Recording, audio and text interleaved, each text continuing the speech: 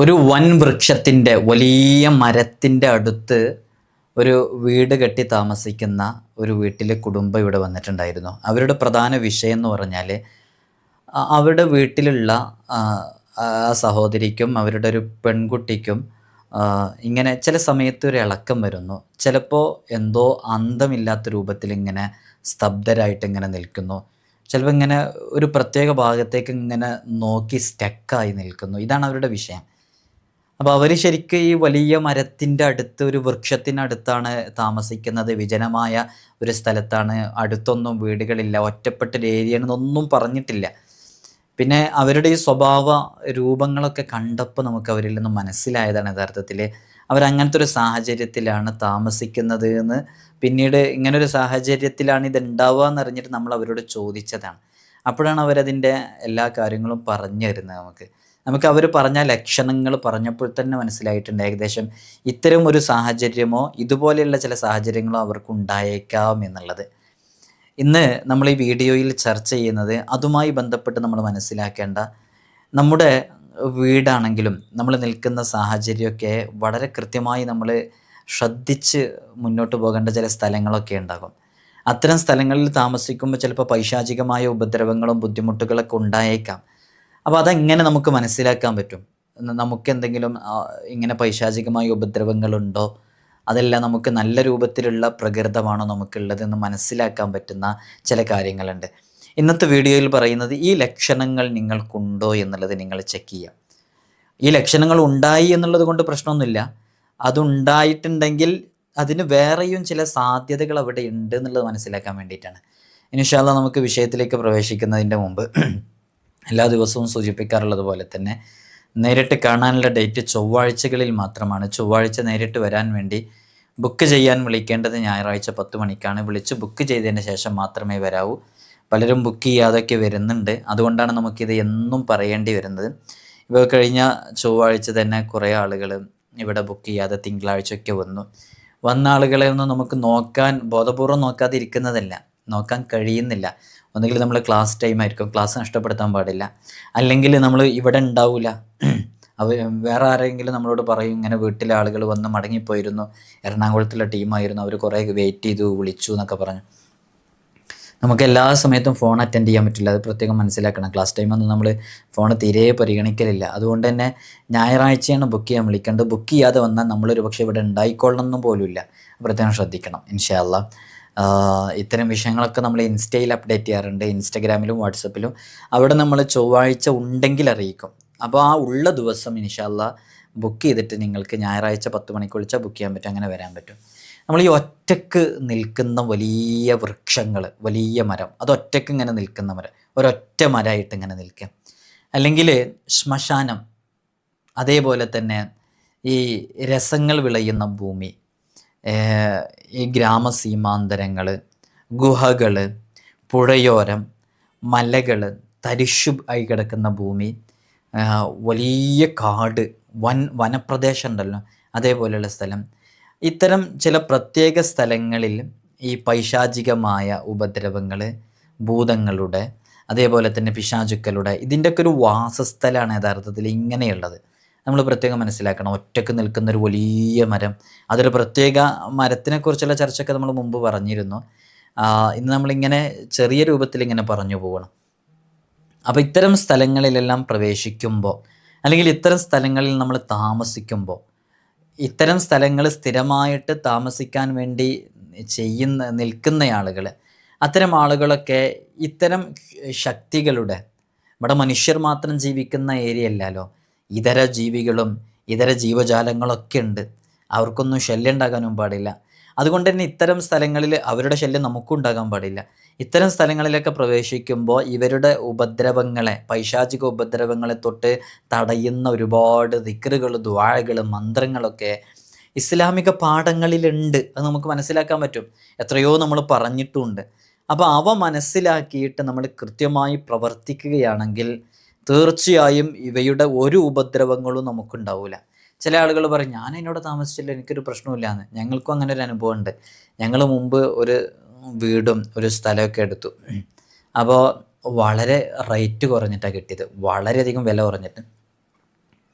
അപ്പോൾ ഇത് വില കുറഞ്ഞ് കിട്ടാനുള്ള കാരണത്തെക്കുറിച്ച് അന്വേഷിച്ചപ്പോഴാണ് നമുക്ക് മനസ്സിലായത് അവിടെ യഥാർത്ഥത്തിൽ ഒരു പൈശാചികമായ ഉപദ്രവമുള്ള വീടാണെന്ന്. എൻ്റെയൊക്കെ ചെറിയ പ്രായത്തിൽ പൈശാചികമായ ഉപദ്രവമുള്ള വീടാണെന്ന്. അങ്ങനെ ഞങ്ങൾ ആ വീടെടുത്തു. അപ്പോൾ അത്രയും റേറ്റ് കുറഞ്ഞിട്ട് കുറേ സ്ഥലമുണ്ട്, ഒരു വലിയ വീടുമാണ് കിട്ടിയത്. അപ്പോൾ അത് എടുക്കുന്നവരൊക്കെ ഒരു 3-4 മാസം താമസിച്ച് പിന്നെ അതിൽ നിന്ന് ഒഴിഞ്ഞു പോകും. കാരണം ഈ പൈശാചികമായ ഉപദ്രവം അവിടെ വല്ലാതെ ഉണ്ടായിരുന്നു. അങ്ങനെ നമ്മളവിടെ ചില പ്രത്യേക കാര്യങ്ങളൊക്കെ ചെയ്ത് അവിടെ താമസിക്കാൻ തുടങ്ങിയപ്പോൾ ഇതിനില്ല ഖുദ്റത്തില്ല, അൽഹംദുലില്ലാ, അള്ളാഹുവിൻ്റെ അപാരമായ ഖുദ്റത്ത് കൊണ്ട് ഒരു ശല്യം അവിടെ ഉണ്ടായില്ല എന്നുള്ളതാണ്. ആ പറഞ്ഞൊരു ശല്യം ഉണ്ടായില്ല. ഇപ്പം അതൊക്കെ വിറ്റുപോയിട്ടോ, വലിയ വിലക്കൊക്കെ വിറ്റുപോയി ആ സ്ഥലം. നമ്മൾ പറയുന്നത് ഇത്തരം പൈശാചികമായ ഉപദ്രവങ്ങളെ തൊട്ട്, പൈശാചികമായ ശക്തികളെ തൊട്ട് ഇതൊക്കെ എല്ലാവർക്കും എപ്പോഴും ഉണ്ടായിക്കൊള്ളുന്നില്ല. അത് അതിൻ്റേതായ കാര്യങ്ങൾ ചെയ്ത് ദിക്റുകളിലും കാര്യങ്ങളിലൊക്കെ ആയിട്ട് നടക്കുമ്പോൾ അത്തരം ഷെറുകളും പൈശാചിക ഉപദ്രവവും നമ്മിലേക്ക് പ്രവേശിക്കുക പോലുമില്ല.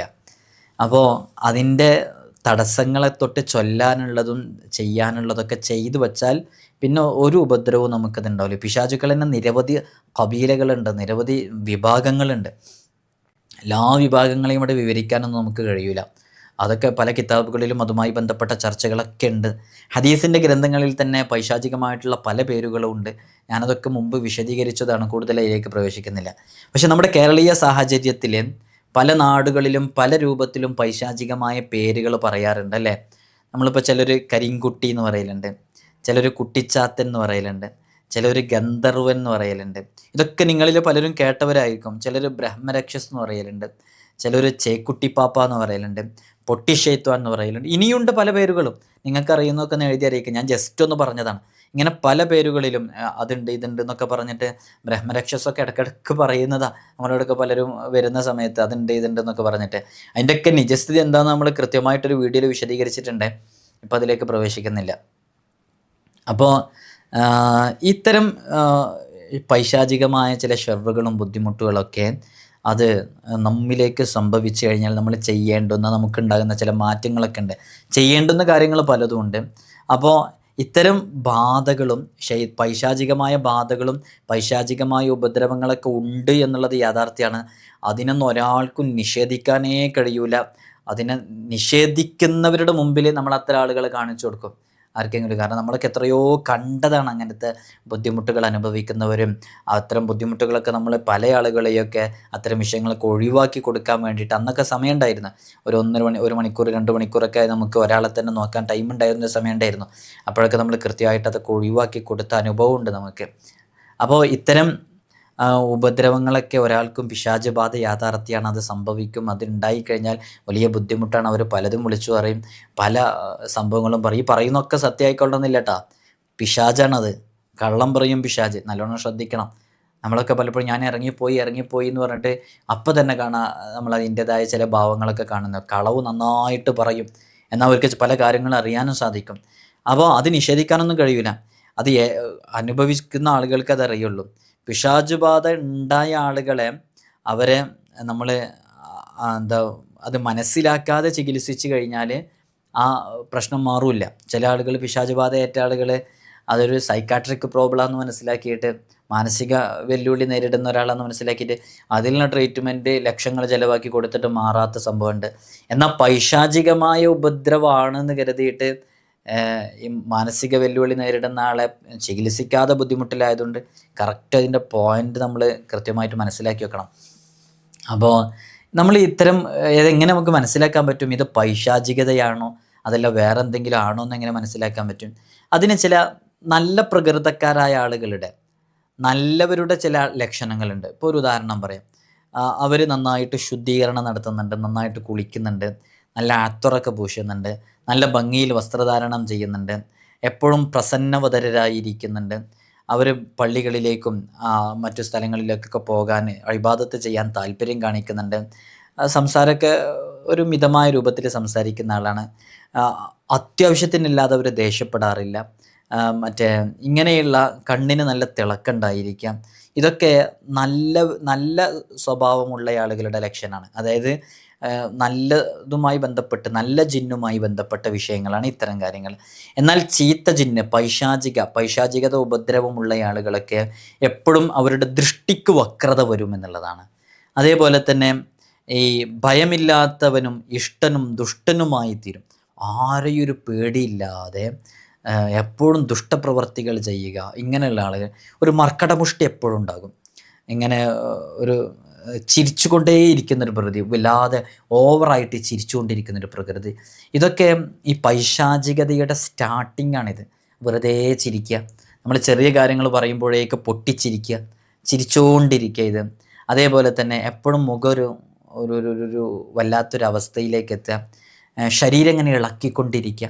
ഇതൊക്കെ പൈശാചിക ബാധ ഏൽക്കുന്നതും പൈശാചികതയുടെയൊക്കെ സ്റ്റാർട്ടിങ്ങിലുള്ള ചില വിഷയങ്ങളാണ്. അതേപോലെ തന്നെ പലവിധ മുദ്രകൾ കൈകളെ കൊണ്ടോ അല്ലെങ്കിൽ മറ്റുമൊക്കെ ഇങ്ങനെ കാണിച്ചുകൊണ്ടിരിക്കുക, ഗോഷ്ഠി കാണിക്കുക എന്ന് പറയില്ലേ, ഇതേപോലെ ഉണ്ടാകാം. ധാരാളം ഭക്ഷണം കഴിക്കുക, അമിതമായ ഭക്ഷണം കഴിക്കുക, അതൊക്കെ ഒരു പൈശാചികതയാണ് യഥാർത്ഥത്തിൽ. അതേപോലെ തന്നെ ഈ പള്ളികൾ, ഇങ്ങനത്തെ ഈ വിഷയങ്ങളൊക്കെ ഉണ്ടല്ലോ, അതിനൊക്കെ ഇസ്ലാമിൻ്റെ ചിഹ്നങ്ങളെയൊക്കെ ആക്ഷേപിക്കുക. അത് ഇസ്ലാമിക ചിഹ്നങ്ങൾ മാത്രമല്ല, ചില അവരുടെ ശരീരത്തിലേറ്റ പൈശാചികതയുടെ ഓപ്പോസിറ്റിൽ നിൽക്കുന്ന അമുസ്ലിമീങ്ങളുടെ ചില ദേവാലയങ്ങളെയും അവരുടെ ആരാധന വസ്തുക്കളെയൊക്കെ ആക്ഷേപിക്കുന്നത് വരാം. അങ്ങനെ വരും. ഇതൊക്കെ ചീത്ത ജിന്നുമായി ബന്ധപ്പെട്ട പൈശാചികതയുമായി ബന്ധപ്പെട്ട ചില ബാധയുടെ ലക്ഷണങ്ങളാണ് സ്റ്റാർട്ടിങ്ങിൽ കാണുന്നത്. അതേപോലെ തന്നെ ഈ പല്ല് കൂട്ടി കടിച്ചുകൊണ്ടിരിക്കുക, അതിങ്ങനെ എപ്പോഴെങ്കിലും സംഭവിക്കുന്നതല്ല കേട്ടോ, എപ്പോഴും സംഭവിക്കുന്നതിനെ കുറിച്ച് പറയുന്നത്. ഈ പൂക്കളിൽ, ചില പ്രത്യേക തരം പൂക്കളിൽ ഇങ്ങനെ ഒരു പ്രിയ ഉണ്ടാകുക. അതേപോലെ തന്നെ ശരീരം ഇങ്ങനെ വിറപ്പിക്കുക, കുന്നിൻ്റെ മുകളിലേക്ക് ഉയരമുള്ള സ്ഥലങ്ങളിലേക്ക് സഞ്ചരിച്ചു കൊണ്ടിരിക്കുക, എപ്പോഴും കോപാകുലരായിട്ട് നിൽക്കുക, ഈ ചുണ്ടിൻ്റെ അഗ്രഭാഗം ഇങ്ങനെ സ്ഥിരമായിട്ട് നനച്ചുകൊണ്ടിരിക്കുക. ഇതൊക്കെ നമ്മൾ കാണുന്ന ചില ലക്ഷണങ്ങളാണ്. അതേപോലെ തന്നെ ഭൂമിയിലേക്ക് കണ്ണ് ചുവപ്പിച്ച് നോക്കിക്കൊണ്ടേയിരിക്കുക, പാല്, തൈര്, മധുരമുള്ള പാനീയങ്ങൾ, ഇവയിൽ പ്രിയം നന്നായിട്ടുണ്ടാവുക, എപ്പോഴെങ്കിലും കുടിക്കുന്നതിനെക്കുറിച്ചൊന്നുമല്ല, ഇതിനോടൊരു ആസക്തിയൊക്കെ ഉണ്ടാവുക. ഇതൊക്കെ ഒരു തരം പൈശാചികതയുടെ ചില ലക്ഷണങ്ങളാണ്. അപ്പം ഇങ്ങനെ ഒരുപാട് ലക്ഷണങ്ങളുണ്ട്. ഓരോന്നിനും കൃത്യമായിട്ട് ഇപ്പോൾ ഇവിടെ ഇങ്ങനെ ഈ നമ്മൾ ചില ആളുകളൊക്കെ നമ്മൾ മനസ്സിലാക്കിയപ്പോൾ ഈ കരിങ്കുട്ടി, കുട്ടിച്ചാത്തൻ, ഗന്ധർവൻ, ബ്രഹ്മരക്ഷസ്, ചേക്കുട്ടി പാപ്പ തുടങ്ങിയ ചില വിഷയങ്ങളൊക്കെ ഉണ്ട്. ഇത്തരം വിഷയങ്ങളുമായി ബന്ധപ്പെട്ടൊക്കെ ഈ ചേക്കുട്ടി എന്നൊക്കെ പറഞ്ഞാൽ ചിലർക്ക് എന്തെന്ന് തിരിഞ്ഞിട്ടില്ല കേട്ടോ. അത് ശരിക്കും ഞാനതിനെക്കുറിച്ച് നമ്മൾ മുമ്പ് അതിനെക്കുറിച്ച് ഒരു വീഡിയോയിൽ പറഞ്ഞിട്ടുണ്ട്. അപ്പോൾ ഇത്തരം വിഷയങ്ങളൊക്കെ നമ്മൾ കൃത്യമായിട്ട് അതിൻ്റേതായ ആത്മീയമായ ട്രീറ്റ്മെൻറ്റ് തന്നെ ചെയ്യണം. അത് മാറണം എന്നുണ്ടെങ്കിൽ ഇങ്ങനെയുള്ള വിഷയങ്ങളൊക്കെ മനസ്സിലാക്കേണ്ടതുണ്ട്. മനസ്സിലാക്കാനുള്ള ചില ലക്ഷണങ്ങളാണ് പറഞ്ഞത്. ഇങ്ങനെ സംഭവിച്ചു കഴിഞ്ഞാൽ ഇത് ചികിത്സിക്കാൻ പോകുന്നയാൾ തന്നെ ഒരുപാട് മുൻകരുതലുകൾ എടുക്കണം. ഇപ്പം ഞാൻ ഇത്തരം വിഷയങ്ങളുമായി ഇടപെടുമ്പോൾ ഞാൻ തന്നെ അതിലൊരുപാട് മുൻകരുതലുകൾ എടുത്തിട്ടാണ് ചെയ്യേണ്ടത്. ഇല്ലയെന്നുണ്ടെങ്കിൽ എനിക്കും എൻ്റെ കുടുംബത്തിനൊക്കെ ഇതുമായി ബന്ധപ്പെട്ട് വലിയ വിപത്ത് സംഭവിക്കും. എത്രയോ അനുഭവങ്ങൾ പല ആളുകൾക്കുണ്ട്. എനിക്കറിയാം, ഒരാൾ ഒരു വിഷയത്തിലേക്ക് അങ്ങോട്ട് ചെയ്യുന്ന സമയത്ത് അയാളുടെ മോന് പെട്ടെന്ന് സ്റ്റെയർ കേസിൻ്റെ മുകളിൽ നിന്ന് അങ്ങോട്ട് താഴേക്ക് വീഴുന്നത് കറക്റ്റ് അങ്ങനെ തന്നെ സംഭവിച്ചു. അങ്ങനെ എത്രയോ അനുഭവങ്ങളുണ്ട് നമ്മൾ കൃത്യമായിട്ട് മനസ്സിലാക്കിയത്. അപ്പോൾ ഇതൊക്കെ കൃത്യമായിട്ട് നമ്മൾ ഇതിലേക്കൊക്കെ ഇറങ്ങുമ്പോൾ ഒരു ഷെയ്ഖിൻ്റെയോ ഒരു ഉസ്താദിൻ്റെയോ ഒക്കെ ഗുരുമുഖത്ത് നിന്ന് കൃത്യമായി മനസ്സിലാക്കിയിട്ടാണ് അതിൻ്റെ പ്രവർത്തനങ്ങളിലേക്കൊക്കെ ചെയ്യേണ്ടതും ഇറങ്ങേണ്ടതൊക്കെ. അല്ലെങ്കിലൊക്കെ വലിയ ഭവിഷ്യത്തുകൾ സംഭവിച്ചേക്കാം. അപ്പോൾ അത്തരം കാര്യങ്ങളൊക്കെ ശ്രദ്ധിക്കുക. ഈ വിഷയങ്ങളൊക്കെ നിങ്ങളിലുണ്ടോ എന്നുള്ളത് നോക്കുക. നമ്മളൊക്കെ പൊതുവേ അള്ളാഹു നല്ല റാഹത്തും ഖൈറൊക്കെ നൽകിയവരുടെ കൂട്ടത്തിലാണ്. അള്ളാഹു നമുക്ക് വലിയ ബറക്കത്ത് നൽകട്ടെ. നിങ്ങളൊക്കെ ദുആ ചെയ്യണം. അസ്സലാമു അലൈക്കും വറഹ്മത്തുള്ളാഹി.